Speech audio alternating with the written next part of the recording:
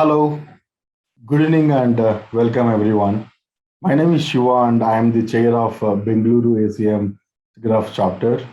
I hope everyone is doing well and like doing good in these tough times.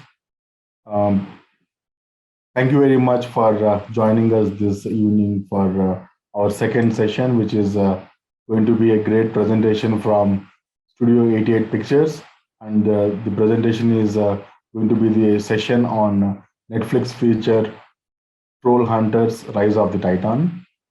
Without further delay, I would like to get into my presentation. So before we get into the actual session, let me quickly introduce a little bit about what is Bengaluru ACM Siggraph. So Bengaluru ACM Siggraph is a volunteer-driven association which is working towards the betterment of computer graphics community. And ACM Siggraph Bengaluru chapter is very particular about having inclusion and diversity, including women in CG and technology.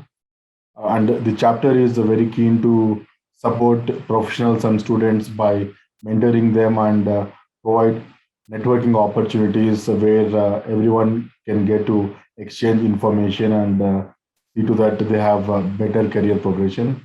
And we wanted to also bridge the educational institutions and industry together so that there can be better ecosystem.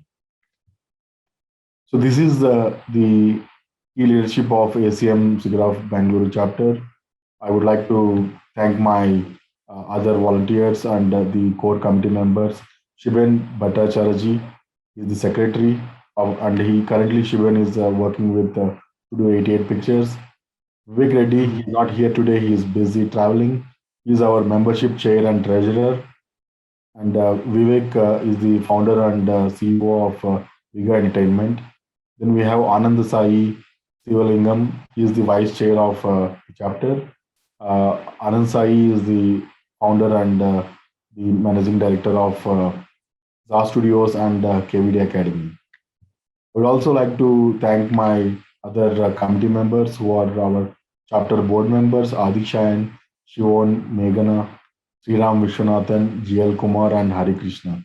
Apart from these gentlemen, we have other volunteers who are not included in this slide. Sujata and Gurlin Singh, they have been very supportive as well. Thank you very much to all the board members and board committee members and all the volunteers who has been supporting us to start this chapter and make these great events. So we are offering the chapter professional and student memberships. There are a lot of benefits which are included with these memberships. I would like to encourage all the participants to go and check out these membership benefits and apply them. Great news is at the moment, chapter is not charging any membership fee due to various reasons. So all you need to see to that you fill in a very good application and you also share one of the reference of an existing chapter member. How to join the chapter? Like you need to just fill in an application form and you should just give a reference and your application will be considered. If we find a student or a professional who has some relevance to the animation, VFX, computer graphics, or game industry, we find the application is appropriate, then there should be no reason why you will not be accepted as a member.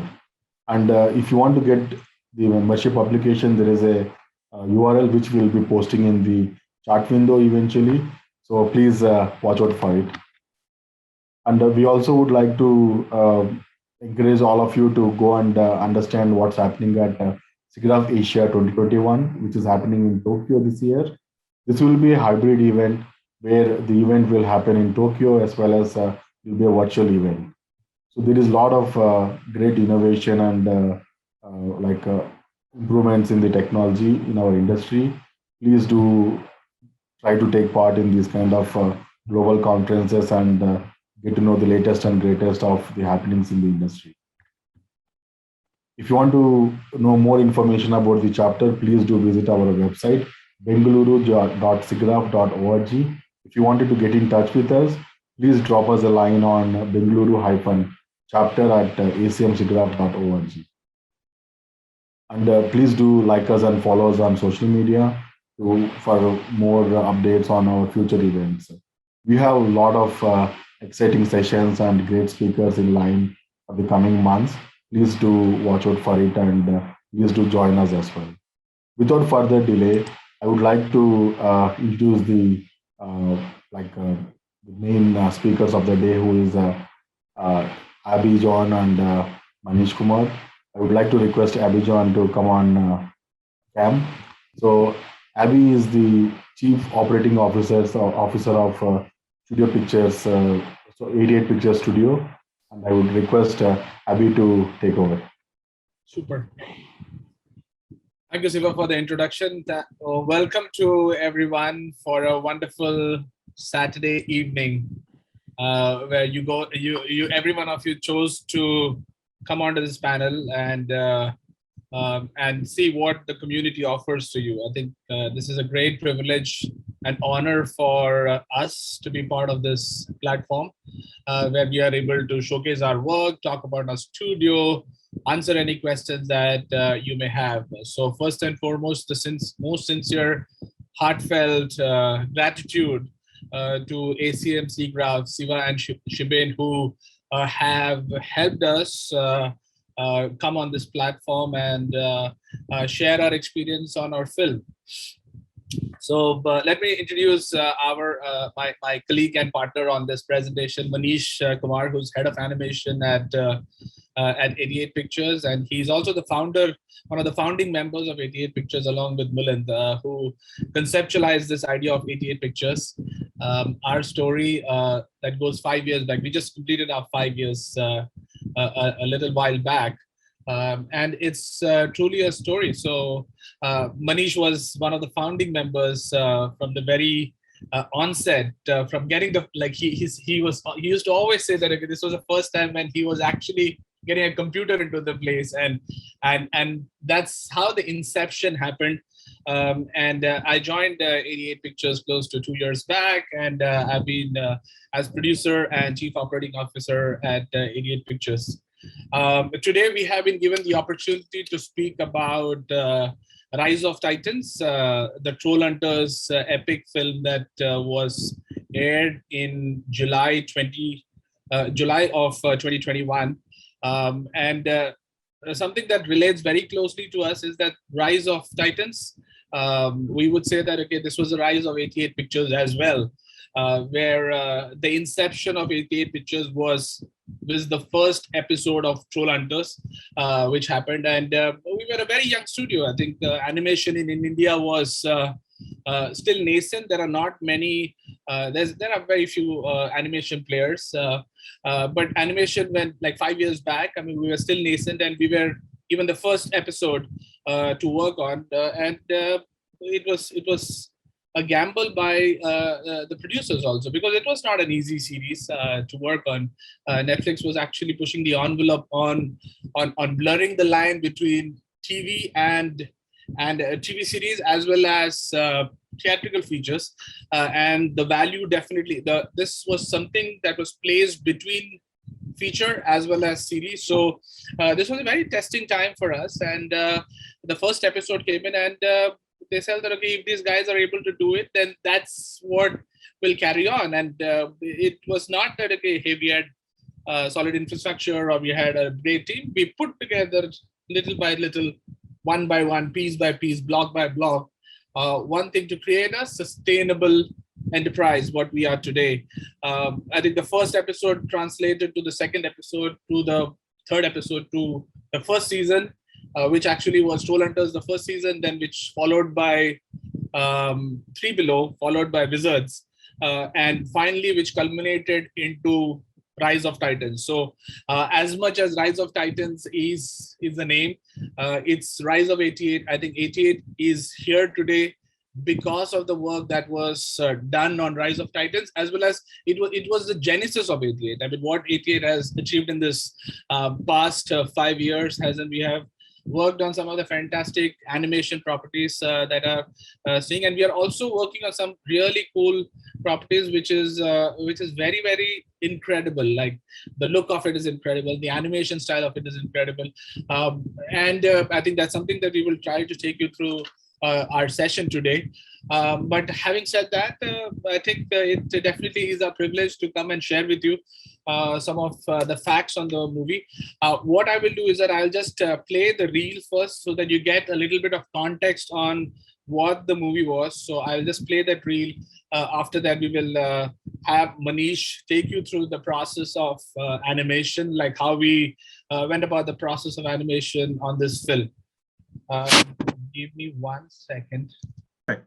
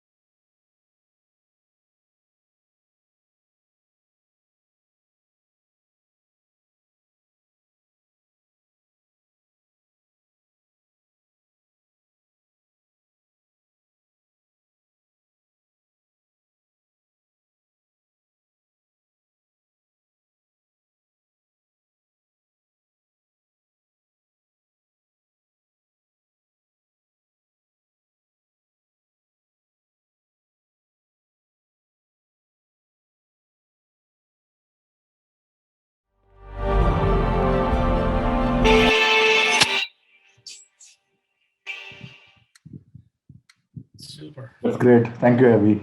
Thank you. Like, Hope everyone's wonderful. sorry about Right. the screw up at the start. No problem. Okay, so this was a movie that we were fortunate to work with visionary director Guillermo del Toro. I think he was the director of Hellboy, Shape of Water, um, and a lot of Pan's Labyrinth, and a lot of films which were unconventional in terms of filmmaking. In terms, he's one of the most amazing directors, and this was his first thing that which was originally conceptualized as a live action film or series, I think, which later on got translated into animation, because this was at a very big scale. It was a film that could not be told in the real world. It was like making Lord of the Rings in animation, and he wanted to really tell a story where is like 10 episodes, 10 episode seasons, and then finally how it actually all culminates into that. The beauty of this was that, okay, we were fortunate to work from the very first day on the first season that happened. I think our team was fortunate. We learned along the way in terms of how to look at animation, how to look at assets. I mean, the effects on this movie was something close to Pacific Rim. If you guys have seen Pacific Rim in terms of a visual magnitude, it was of the scale of Pacific Rim and animation. That was what we were fortunate to be a part of. It really pushed our studio in terms of both from a creative standpoint as well as from a technology standpoint. Manish, I would like to invite Manish to take you through the creative process, how we went about animation and all, and after which I will give a brief on how we implemented our technological upgrades on for this movie. Over to you, Manish. I think it's your time right now. Thank you, Abhi. And Shiva forgot to mention there's a contest which is going on. Abhi has same hairstyle, she has same beard, same T-shirt. Who is following whom is a contest which is on. Wow. That is what is going to happen at the end, the Q&A. Let's see who wins it. Absolutely. Okay, so let's start. Whenever I get a chance to talk about Troll Hunter, when I look back, it always feels like the making itself is a movie. Itself, it's so challenging. There is so much to talk about. There has been such a amazing crew which we worked on. So let me start by being a storyteller today. So I would say let's start with chapter 1. Okay, the chapter 1 starts with bidding. So one night I was driving in my car and suddenly I realized there was no petrol. And I saw a petrol pump and I went there and I saw two gentlemen. One was Abby and another one was Milan. And they're shouting, why are the bids so high? Why are the bids so high? So, and suddenly I got into my senses. Oh, what's going on? So this is the movie that we have been working for last 3 years, I believe. We worked on the first season, we worked on Three Below, we worked on Wizard.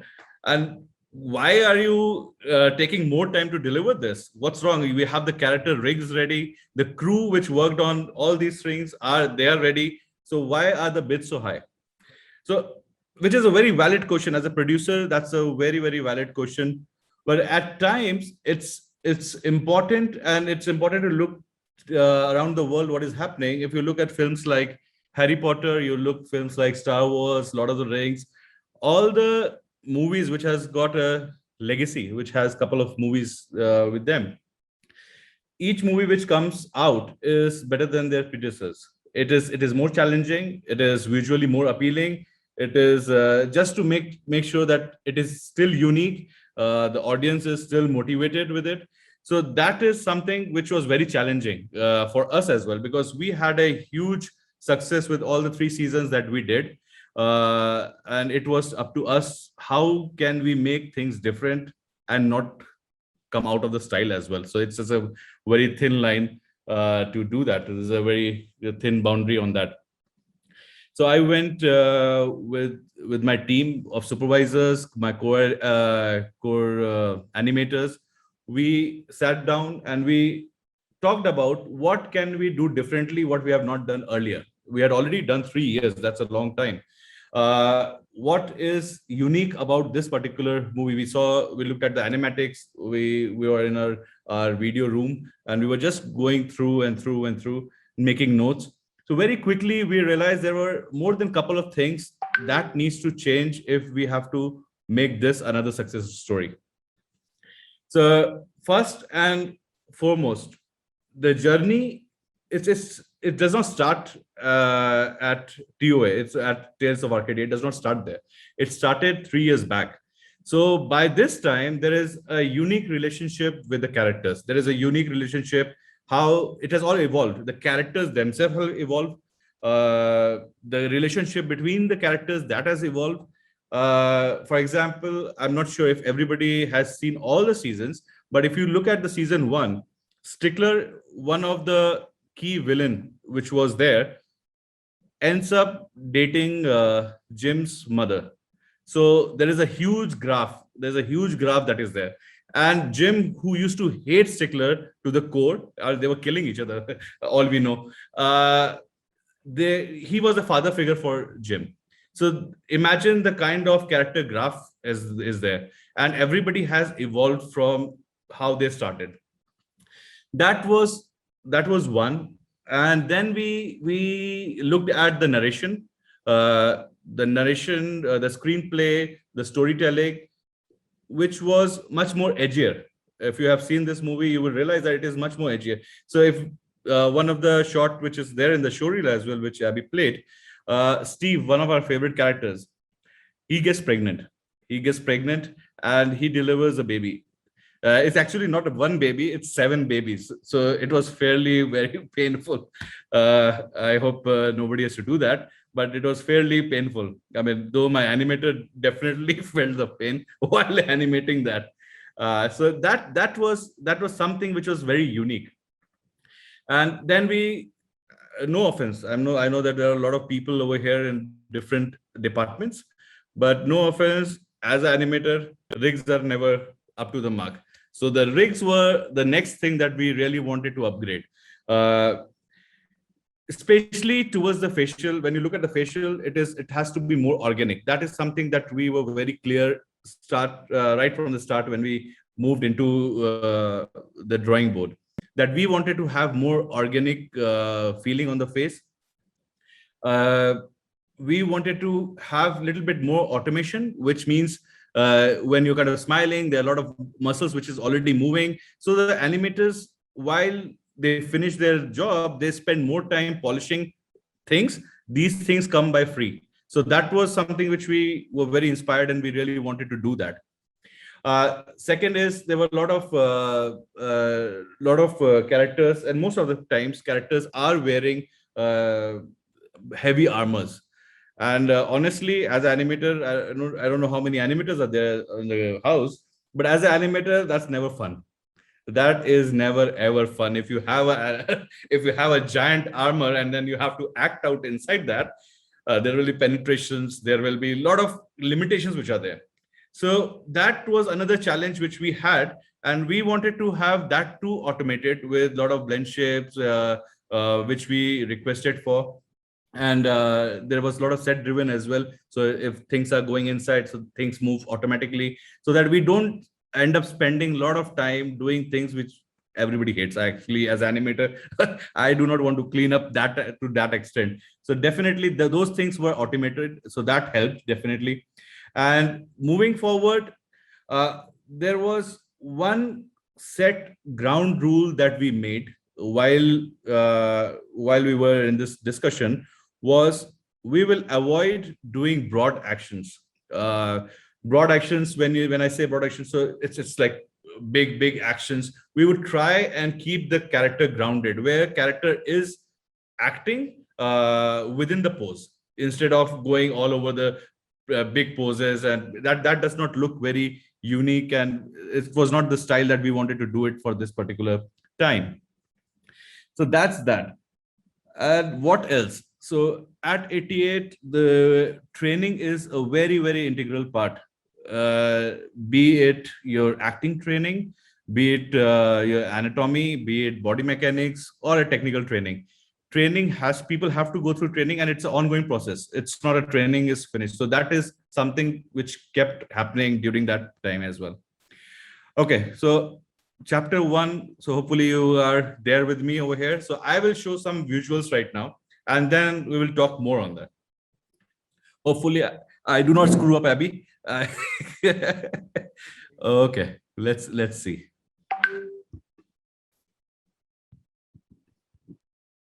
Okay, you guys see it? Yes. Fantastic.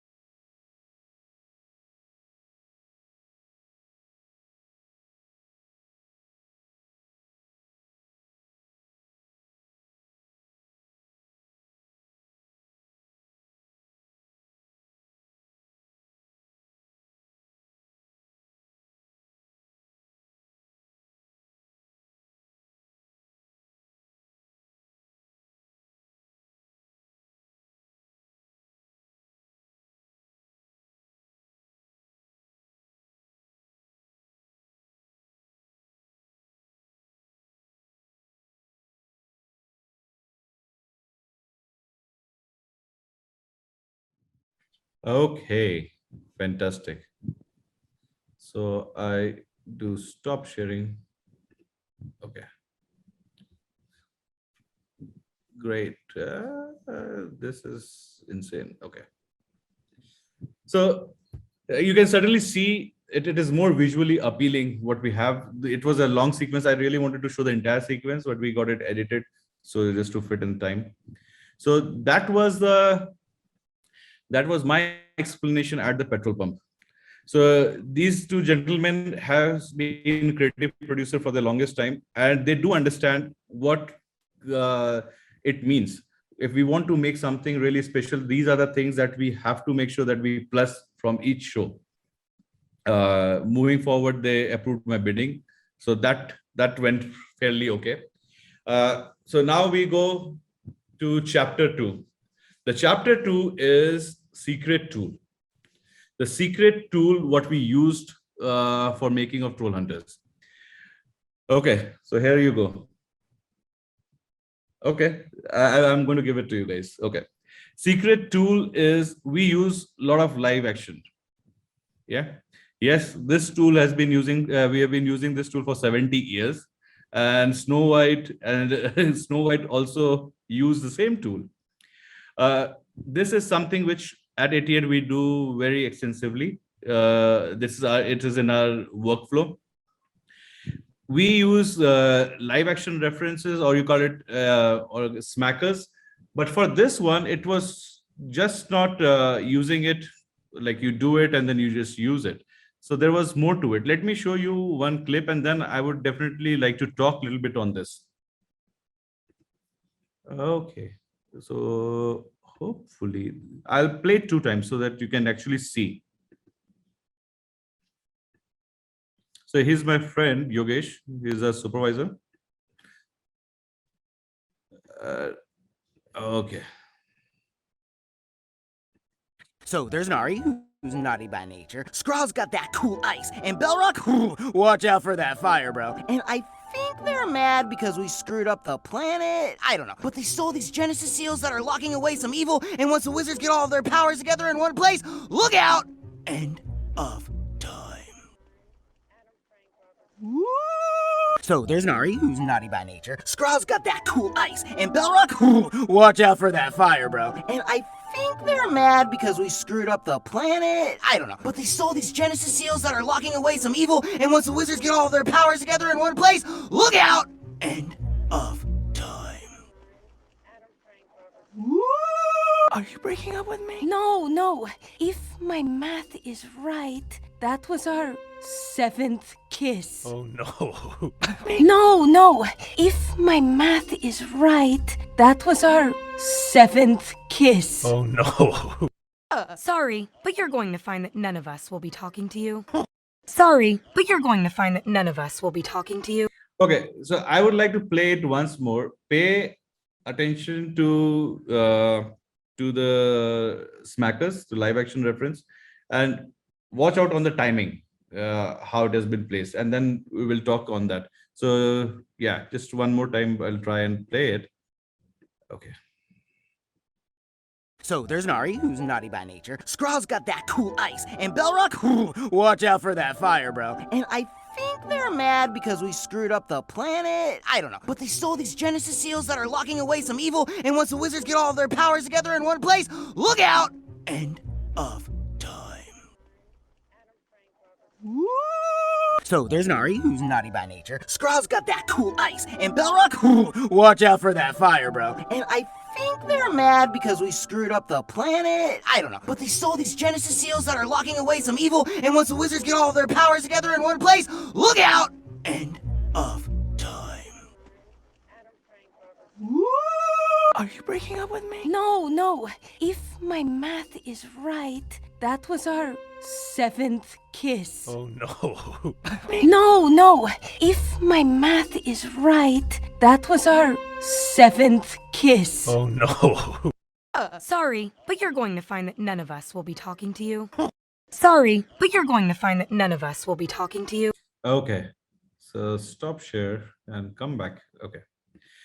So I'm not sure if you guys could could see the difference between the timing of your animatics, timing of the live action versus the shots which were approved.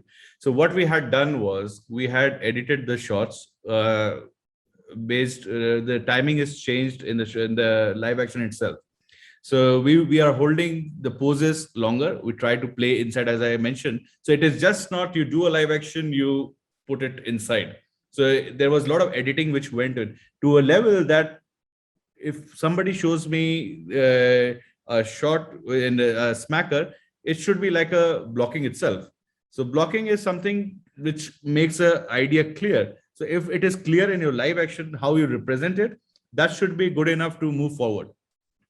So that was something that we really pushed for, and it is important just not to rotoscope like how you see something in a live action, just go frame by frame and keep putting. So it will not work.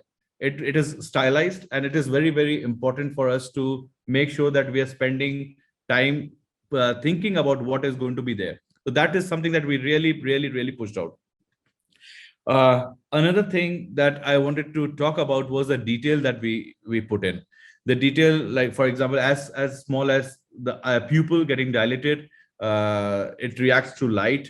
Those small details, like there's endless thoughts about each time you have a facial shot to it. So we have an emotional shot which I'm going to play. Have a look and try and notice the detail mostly towards the face part. So try and look at the facial details that have been put and the emotional arc. So there are a few small shots also in this, but it helps you to connect the overall arc.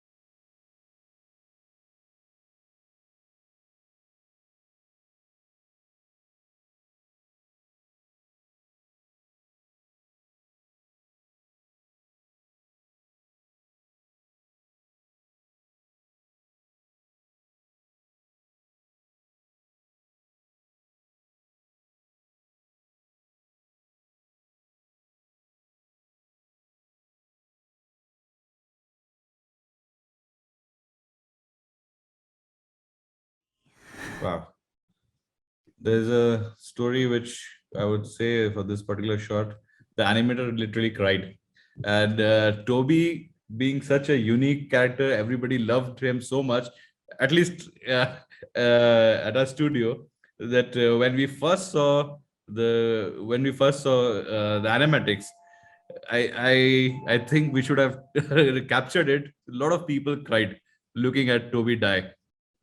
So yeah, that's what happened.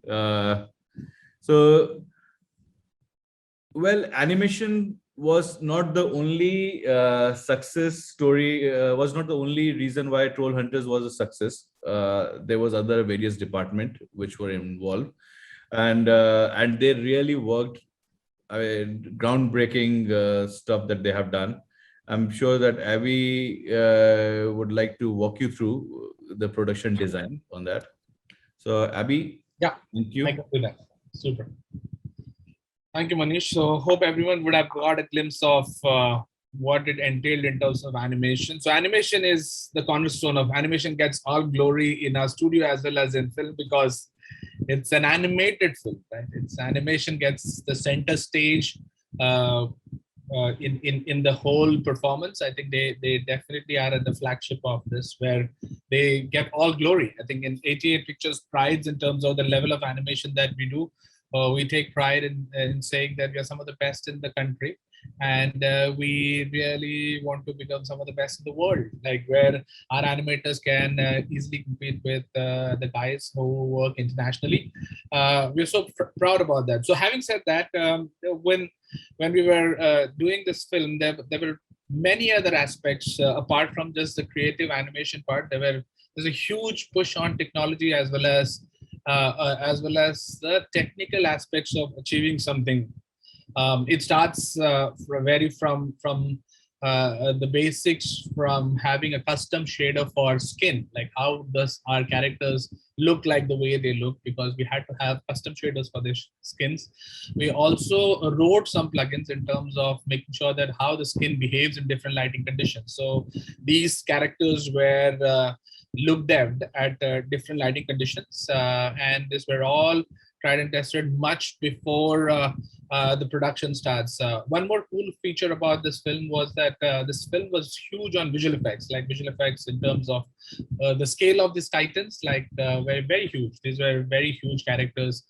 There's a snow titan, there's earth titan, there's a fire titan. So the scale of these characters were very huge, and that's something that we had to consider, which really revamped a lot of our tools that we were doing.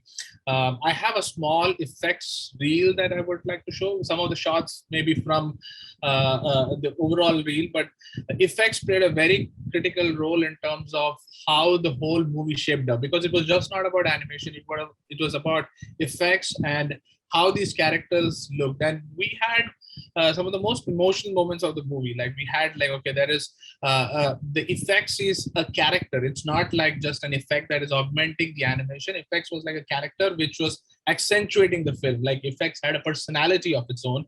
I would like to share a movie file if, just to show you the visual effects on this movie.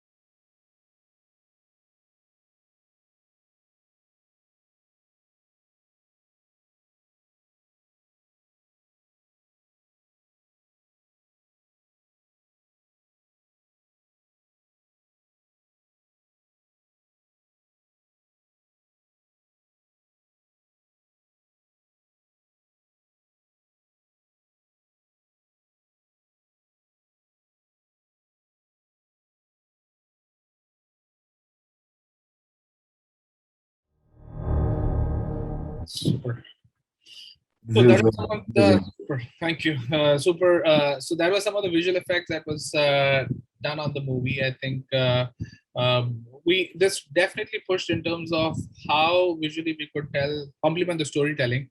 as much as animation was the key driver of it. I mean, this definitely helped us to push the storytelling in a very unique way. And Siggraph as a platform is more technology driven. So I'll just give a brief update on how we really had to revamp our technology stack as well as our pipeline just to aid the production of this movie. I think over the time on this movie, I think we definitely evolved our pipeline every year, every season onwards. We are a studio where for this movie, we really had to revamp the pipeline more at a studio level, as well as at an asset level, as well as at a short production level.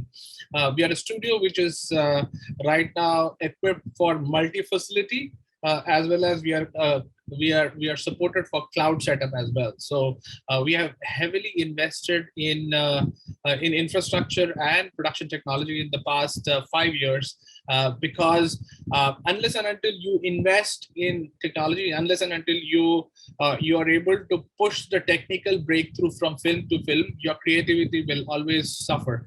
There's a very big saying that art pushes technology and technology pushes art. I mean, that was something that Sir Ed Catmull had said from Pixar. So it's very inspiring to really pool in like-minded engineers, like-minded technocrats and technicians in terms of writing some of these tools. So what we had also developed is a unique workspace management system, which was very agile, which supported multi-studio setup as well as cloud setup. We also had to redesign the complete short publish pipeline, because these titans were very huge. These titans had to be the sims that used to be run along with these titans were very huge in terms of which ran into many hours, and we had to really create a unique short publish pipeline for this. As a studio, we also have always embraced the fact that, okay, we want to adopt, integrate, and manage. It's like the AIM workflow, where we want to really adopt technologies that are new age. We want to integrate that into the studio stack, where we have our animators, as well as we have our lighting artists, our effects artists, our simulation artists, working with the latest set of tool sets, where they keep themselves abreast of the new technology, as well as they're able to push the envelope of filmmaking. As you would see, the lines are getting blurred between live action, visual effects, animation. If you see some of the latest work that is coming across, is that everyone wants to push a unique look. Everyone wants to push a unique look as compared to conventional a Disney Pixar look. I think that is great. That was wonderful at a point in time. But today, as of today, if you could see some of one of the shows that we are working on right now, is called Five Sleeps Before Christmas. It's a Christmas special that is coming this Christmas. It's backed by comedian Jimmy Fallon, where we had to really curate the look of the show. I mean, the beauty of that show was where we had to come up with a look which was not done before, and this will be I don't have visuals of it, but this will be out by the end of this year on Universal's platform worldwide. And the challenge on that was like, okay, how to create a look that is not traditional look. It's not a toon shaded look. It's not 3D look. It's not 2D look, but something in between. I mean, which is never seen before.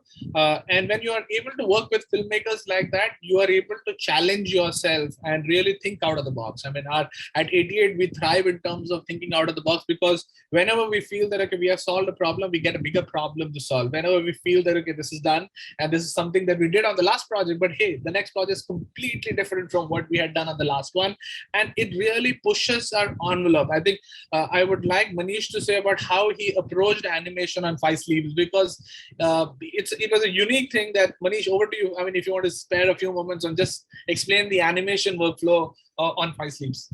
I mean, as Abby said, you just resolve one problem and the other one crops up, and then you keep doing that, and that's the secret of a beautiful hairstyle.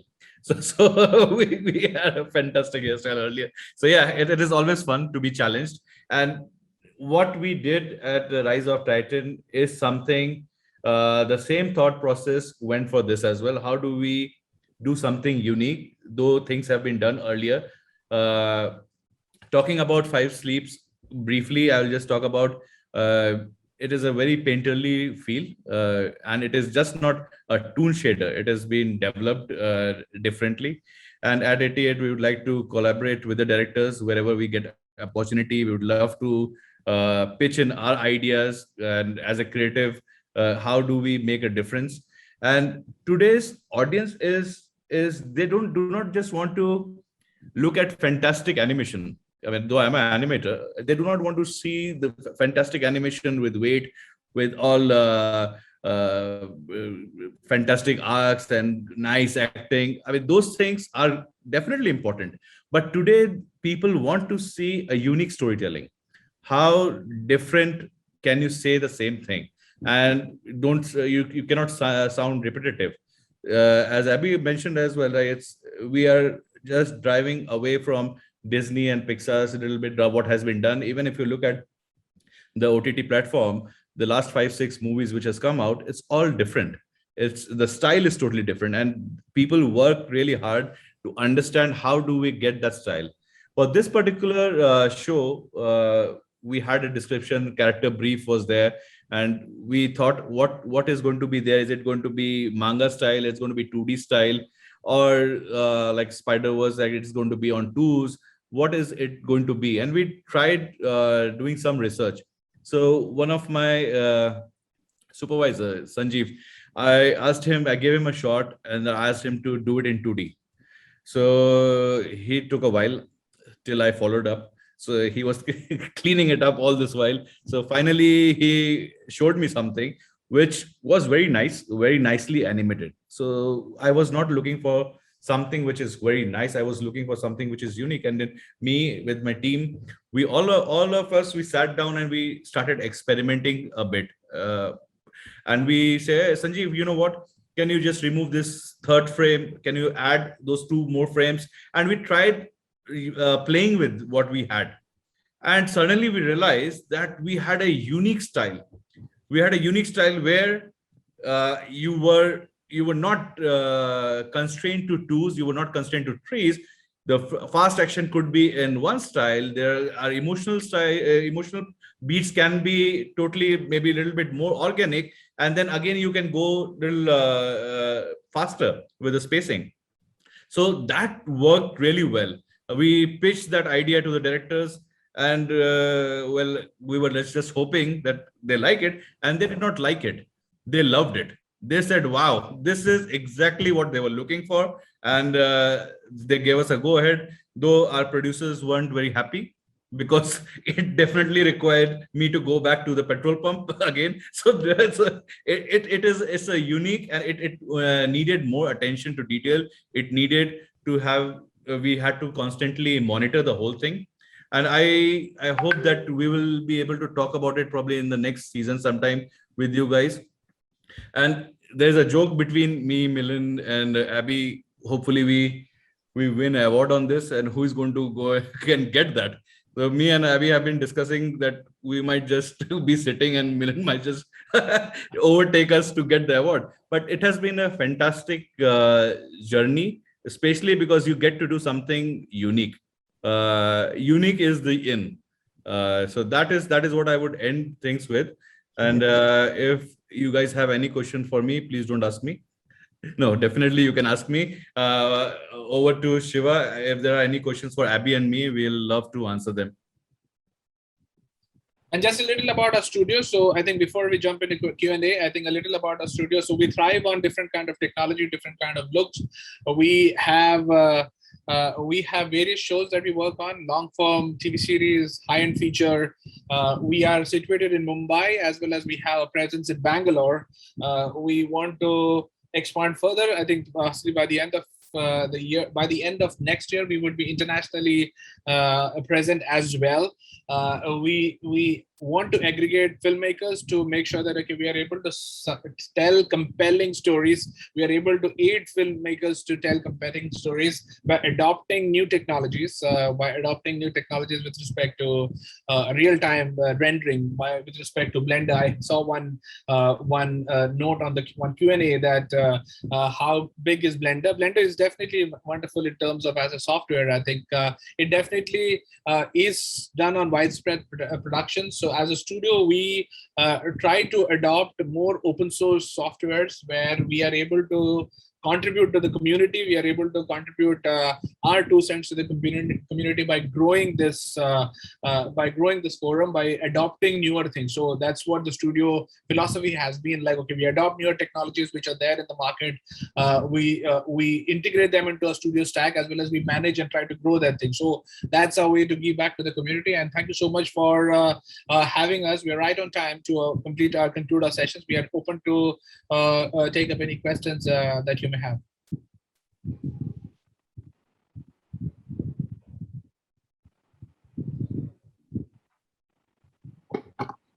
Thank you very much, Abby and Manish. That was a really wonderful session, and seriously, you guys have done some phenomenal work.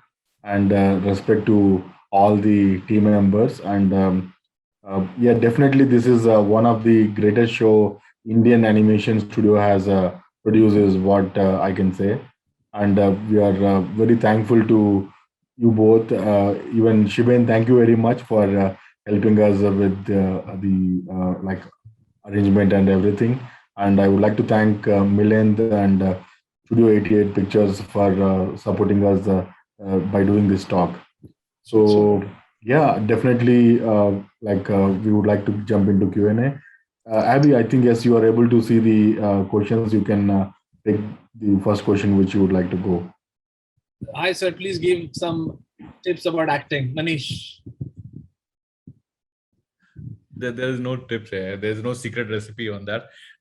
Well, acting as in animation is different than acting as in what you want to do, act out. So for acting, what we do in animation is just making sure the ideas that we have is you can see and you can express it. You don't have to be a phenomenal actor to do that. I'm a very bad actor, but I know my acting beats, what I am looking to when I'm looking at a shot, what are the important points to that. So I make sure that that particular acting beats are there when I'm acting out, and rest could be just a filler. At times, a lot of animators get a long shot, and they are not able to speak up or probably mug up the entire dialogue. For acting, what is the most important thing is a emotional graph. In at 88, we have acting room. What we do is we don't care. You speak in English, Hindi, you speak in Marathi, as long as the sense of that of the shot is communicated, you are good. You are good at what you are doing. So it is not. I mean, I have seen that it's a little tricky at times to have a long dialogue, probably with the accent. It's okay as long as the arc of your emotion is conveyed. All good. So yeah, it's keep practicing in front of the camera. That is the only trick that I could say. Super. The next question is from Tushar. Hello, sir. Blender recently released an animated short movie called Sprite for Right. I have seen mainly Maya being used in the industry for 3D animation. What are your thoughts on the software that we use for our work? Is the animation based on the softwares that we use or the skills of the animator modeler? Can a studio team work together on a project if all the members are skilled in a different software? I think to answer to you, Tushar, I think you need to become a skilled animator. I think that's more important as compared to the tools. The tools continue to evolve. I mean, 20 years back, there was Softimage, XSI. We started 20 years back, so that was a different tool. That's no longer there. I mean, there was 3ds Max. There's Maya, which is predominantly and widely used because of the enterprise presence of Autodesk.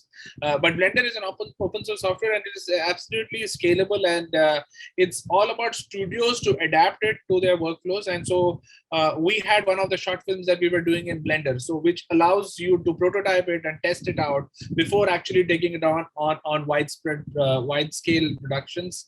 And so focus on your skill as compared to the software. Software keeps on changing, so don't worry about that. Swapnil Aryan has, so what is your rigging pipeline? I think our rigging pipeline for this movie was mainly Maya. We do a lot of custom plugins in-house, and we have our software engineers who write a lot of tools for aiding animation. I think animation and rigging always have a love-hate relationship all throughout, because animation wants to push and break the rig. Riggers want to really make sure that the animators are able to do a lot of things. So that continues as a journey. So Maya was used as the main engine as the main rigging tool for our movie. What's the role of sketch artists in the type of movies, Manish? Okay, that's a great question. So I believe that having a 2D background or having an illustration background, it is very good, but it's not important to be an animator. It definitely helps you to carve out your poses. It definitely helps you to look at the details. But I am not a 2D. I do not come from a 2D background. But I think like a 2D person. I think like a 2D animator. So when I am doing a pose, I just do not do a pose in 3D that okay, the character is going to be doing. I'll be paying attention to the silhouette. I'll be paying attention to the overlaps. I will be paying attention to what is aesthetically good. So if you have that kind of knowledge and you think that way, even if you don't have a 2D background, it is good. But having a 2D background is definitely a plus. Fantastic. And how 3D concept artists worked in this series? So on this movie, we did not have, because the vision of this movie was curated by the client, by DreamWorks itself. We did not design the concepts on this film. The concepts were done by a client in the US. But there are 3D conceptualizers or visualizers are very important when you're doing our own film. One of the projects that we are doing right now, which is unnamed, I mean, it will come possibly by 2022-23, it will be one of the biggest shows that is happening, not in India, not in Asia, in the world. I mean, it will be one of the best projects in the world, where we are doing the story, where we are doing the script, where we are doing the concept work, and everything from script to screen, we are responsible for it. Visualizers are always important, because visualizers are storytellers. You are able to imagine something that is never seen before. You are able to imagine that you are able to imagine something that no one has seen. So if you're a visualizer, please continue to hone your skill. That's something that would be fantastic. Yep. Okay. You're on mute, Ab. Yeah, hello, sir. I'm really interested in 2D animation. I'm trying to work on my skills and better the 2D. I'm not well versed with the 2D animation studios in India, although I remember watching various 2D animated shows in my childhood. I haven't seen any 2D animated shows in the recent times. It's usually all 3D now. I wanted to know, what do you think is the state of 2D animation and 2D animation studios in India? Is 2D animation still thriving in India, or is it dying? Can I take that question? Yes, please. It's your question. Yeah, 2D animation is certainly not dying. I would think that 2D animation has evolved. So what we had done earlier, it has evolved with the technology. It is even more complex with what we were doing in 2D. So I do not use that word dying. It has come a long way, and having a 2D knowledge, as I said earlier, it is definitely going to help you in your career as an animator. Definitely. So if you are a good storyteller as in 2D, definitely put it on your reel as well. It always shows up the way you work. It's important. Yeah. The next question is also yours, Manish. Should I read it? I wanted to know about the acting part while working on the animation. I don't know, after listening to a certain dialogue, I don't have any idea how to act it out and how to continue working on it as an animation without seeing the reference animatics. Thank you so much for this. So, Manish. Okay, that's a great question too. So I think as an animation or as a creative person, one thing which is important is a knowledge of rhythm, regardless what you do. Even if you're a painter, you are in illustration, you are into acting, you are anything that you do in creative field, you need to have a knowledge of rhythm. And same goes with animation. So animation, you have to understand that it is just not all big things all together. It is so it is, there's a rhythm to it. So if you understand the rhythm with the audio, forget about what the word is. Definitely you would understand, okay, the guy is crying, or the guy is what the guy is doing. You would understand that by looking at the story. But what it is going to be is the rhythm, how you're going to be putting it forward. Having said that, you never animate to the obvious dialogue that you're saying. So for example, I'm saying, let's go play. So what am I thinking beneath that is more important to what I'm speaking. So I don't want you to come with me, let's go play. So I don't want you to come with me, I want to go play alone. So that is more important than the dialogue that I am saying. So you should always pay attention to the subtext. That is the key for a very good acting. And then you don't have to become a very professional actor. You just need to know what are the beats. You can you make sure that, okay, the character needs to have this particular beat, which is very important for the storytelling. You make sure that you have that beat. If you're not able to act out, as I said, in mug up the dialogue, do it in your regional language or do it in Hindi, and get the emotions correct. And then rest is you can just layer it on top of it. That's the easier part. I hope I answered the question. Super. Next one is, can a student join the studio for internships, sir? Yes, of course. We do have internship programs that comes out every year. I think we are running internship for right now for 2 departments, that is surfacing, which is not mainly internship. I think if you're proficient in terms of your discipline, you get tested by our supervisors. You will go through an interview program.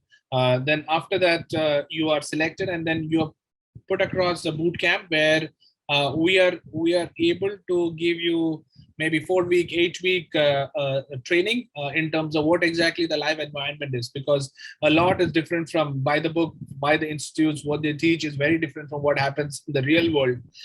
So you go through a training program. So there is definitely an internship program that we offer from time to time. Please do follow our handle. Please do follow our reach out to our HR in terms of internship programs, and they would be able to assist you with that. Thank you, Abby. Abby or Shubin, when you get chance, can you please post the handles in the chat window so it will be helpful for them to follow? Super. Yeah.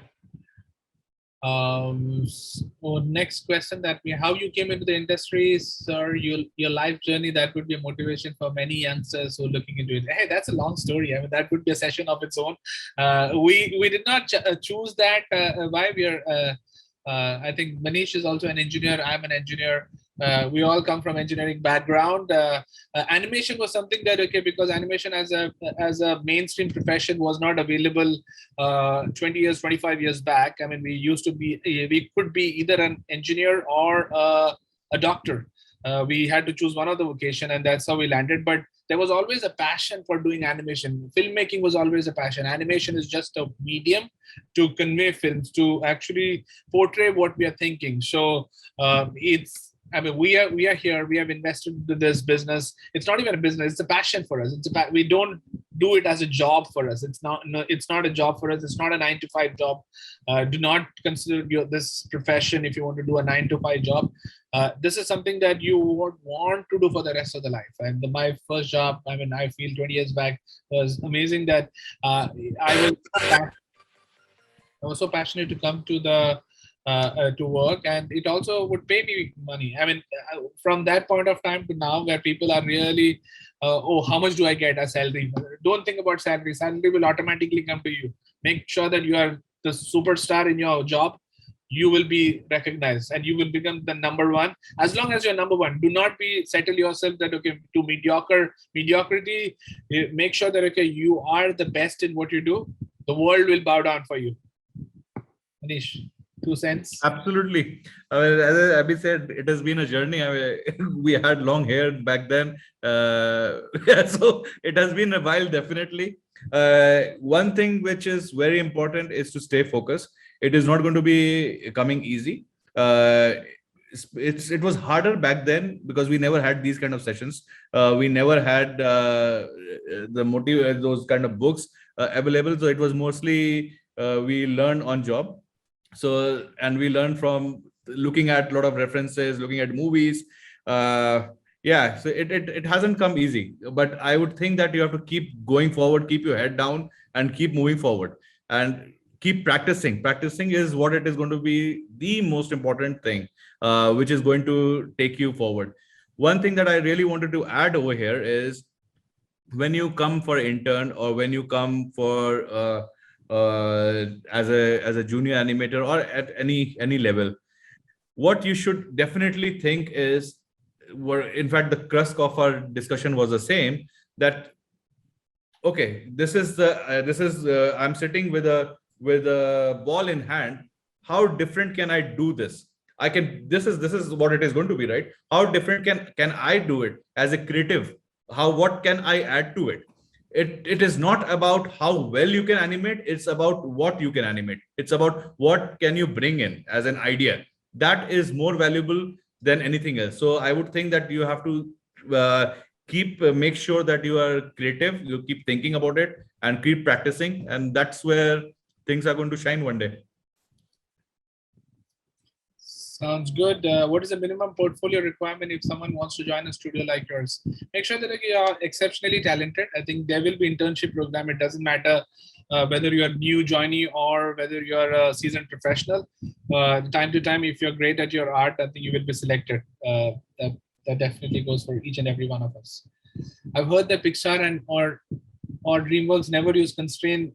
They make animation frame by frame. Manish? Well, that is incorrect. That is highly incorrect, unless it is 2D. In 2D also you do constraint, but it is not correct. I worked on one of the studios, and you had to do the same thing what you do in Maya. You use constraint, you do the basic thing that you do. It's the same, though they have a different pipeline. Super. I wanted to know how it is like in a day in the animator's life. Specific things that I wanted to know are how much work is usually assigned in a day, or is it a large chunk of work that the animation sections up over a week? How many seconds of animated work is considered a good amount in a day? It's very. It depends on the show that you're working on, and because each show has its own requirement of skill level and own that timeline. But if I say you should if you are able to balance out what you need to do, it's a reasonable amount of work. It's not a work that which you have to kind of stay back late and you have to do all the way till morning. But if you are able to pace yourself, how, when are you doing your blocking, what is to be done on blocking, what are the things that the directors have said, what are your supervisors note, if you are able to manage that on time, it is going to go smoothly, because everything has been designed keeping in mind the skill sets, keeping in mind the quality of the show, keeping in mind the deadline. So it is not designed that okay, one person has to work 18 hours and then he's going to be completing that 18 hours. Person works because he's not able to do that work in on time. That's the reason why people end up spending more time on computer. What is the path to lead team as 3D generalist? What is the path to lead team as? If you're a 3D generalist, I think what I understand from your question is that you may model your character asset or your set, and you may be able to shade your set, you may be able to texture it, you may be able to look dev it. That's like a superstar. I think 3D generalists are versatile. They are able to move across departments. They usually become very strong technical directors, I think, because they're versatile and they understand both upstream and downstream departments. So if you're a 3D journalist, please continue to hone your skill, and that's something that will aid you as the days go by. Absolutely. What's the thoughts on Coraline? It's one of my favorite animated movies of all times. Coraline, yeah, Coraline was a it was what is it? Stop motion animation. Stop motion. It was Stop motion, and it's a beautiful one. I don't think in India we are doing so much stop motion work. But yeah, my thoughts are it's I loved it. It's a That was fantastic film. It was done by a studio in called Laika, Laika. I think yeah. it's in the US, and it's dark, it's edgy, and definitely it was ahead of time. I think that studio definitely does stop motion animation. Stop motion is an art form of its own, like 3D animation. So there is specialist skills in terms of how people approach stop motion animation. It is something not uncommon, but not all studios are not bold enough to take that step. So you don't see that very often. But great question, anonymous person. We don't know your name, so we just will remain anonymous. So which is the most more challenging than stop motion? Yeah, I think I answered. Stop motion challenging. Manish, do you have a? I've not worked on stop motion, but I think all of them are very challenging because it's all frame by frame. You have to make sure you don't screw up your previous frame, or else you have to redo the whole thing. So it is a very, very challenging kind of animation that is there. So yeah, I would say that. Sir, please tell us how to make a demo reel as a 3D animator for any job. A basic guide in brief, for how to make a reel will really help. Okay, so if I have to look at a demo reel, especially from a person who is just getting into the industry, there I don't want to see 3 minutes reel. First is that it needs to be very short. There are three things that I need to, or two things that I need is have a good acting shots, which is going to be probably this much, or it could be full body acting, but have an acting shot and then have a body mechanics shot, which represent both sides of your skill sets. If you have these two things, I think only even if there are two shots, it's good enough. You don't need to show more. Where once you are able to show your facials and one you're able to show the weight and how things are moving, I think that's about it. As a fresher, that's all you need. Sir, I have skills, but not any kind of degree. So in this field, so is it important to have any degree? Degrees. I think education always helps, but it's not mandatory to have a degree as long as you're good at your craft. Depending upon your discipline, I think that should help you get your right kind of dream job. So degree is not a must, but education never goes waste. That's my answer. What are your favorite animated movies, shows? That's a pretty generic question. That's favorite animated movie is. I lost track of all the favorite animation movie. I like Wall-E, by the way. I still love Wall-E. That was one of my favorite movies where you see a box with so much emotions on it. I think that is certainly my favorite. Abby, I don't know about you. My favorite was Toy Story. I think Toy Story was ahead of time, 1995, and when 3D animation was not there. I think the first movie that came out was Toy Story. Toy Story 1 was the movie because of which we have this platform, because of which we have this industry, because of which we have this community. If it was not for John Lasseter and Sir Ed Catmull, we as an industry would not exist. Right. So we would only be in as 2D animators or 2D animation, but because of the early stage innovations and inventions that they actually contributed towards CGI, that really created this industry. So my all-time favorite was Toy Story 1, 2, 3, 4. That just kept on evolving. What does the industry expert expect from a rigging artist? What are the key knowledge factors should the student concentrate on? Because usually rigging artist openings comes very rare for freshers. I think if you're a rigging artist, I don't agree to the fact that rigging artists are rare. Rigging artists are a bridge between animation as well as the other departments. Rigging is a very specialized area, which is highly technical. It's not as more than creative. It's very technical because you want to really code. You need to be a very good software engineer to really be able to be an exceptionally talented rigger. So. It's not rare. I mean, continue to hone your skills. I think you'll do great. I like to add. I'll add. Few Yes, things. sorry. Manish, go ahead. There's just few things on that. As a rigging artist, you should have an understanding about the anatomy, which is the basic of a rigging. And secondly, you should have a brief understanding about animation as well. So if you have these two skill sets with you, you can definitely be a very good rigger, because at the end of it, animators are your client. So what are they looking at, how they see things? You need to have a basic understanding about it as you keep sharpening your skill sets. Yeah. And, human anatomy, like Manish said, that part is very important. And you notice, right, like while it is a software engineering technical type of a work, make sure your mathematics, especially in trigonometry and in coordinate geometry, like this is absolutely solid, because that is what you will be putting together in your in the tool, right? And when it goes to the client, like they don't need to understand those complexities at all, right? Like they want to use the tool directly. So yeah, pay attention to the mathematics behind it as Super.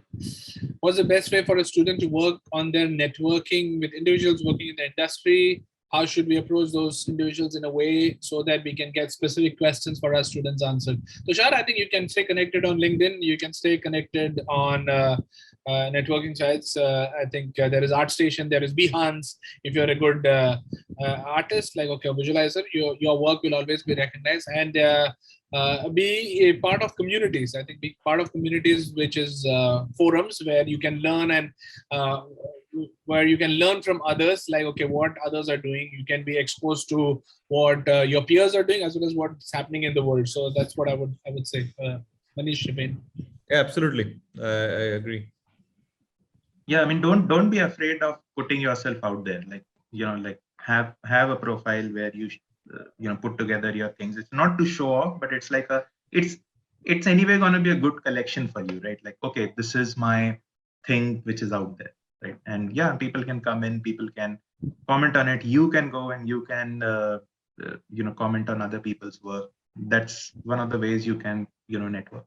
I mean, as Shibin said, feedback is in our field, it is going to be day in and day out job. So you should be open to that. I mean, you post your work, people comment, you like it, you don't like it, doesn't matter. So you should be open to feedback. Super. I think that brings to the end of our questions, and I think we can call it a wrap. Yeah, absolutely. Before Quick we one and get a to half hours, Abby. Yeah, Very we're quick right. 1.5 hours. 1 hour 40 minutes. Oh wow, 1 hour 40 Not, minutes. not 1 hour, 1 hour 20 minutes. Sorry. 1 hour 20 minutes. Wow. Yeah. Cool. So once again, thank you very much, Manish, Abhi, Shiben, Milind, and 88 Pictures for this wonderful session.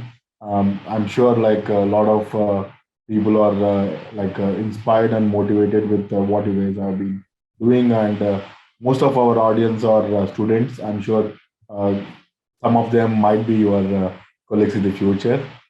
So thank you once again on behalf of Shiben, myself, and entire Bengaluru ACM Siggraph chapter. Super. So Thank you so much. yeah, so for all the audience, you can stay back for some time because we would like to interact with you all.